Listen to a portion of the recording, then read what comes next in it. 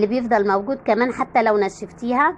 انا بحب اعمل الملوخية قوي في الطاجن، بيديلها طعم كده وبيديلها يعني مذاق تاني خالص في الطاجن. بجيب شوية توم على كزبرة نيين كده واروح حطها في الطاجن واقلبهم مع بعض في الطاجن من غير اي حاجة. وبعد كده بزود بقى شوربة، بحط حبة شوربة صغيرين، ما بحطش كتير عشان بعد كده لو عوزت شوربة ازودها.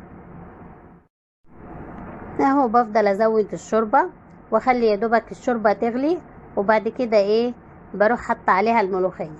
طبعا الملوخية دي ليها يعني فيها مادة غروية اللي هي مادة بتمط كده، الموجودة ده بيبقى ملين ومهدئ لأنسجة المعدة والأمعاء، وطبعا بتكافح الإمساك، يعني اللي عنده إمساك ياكل ملوخية.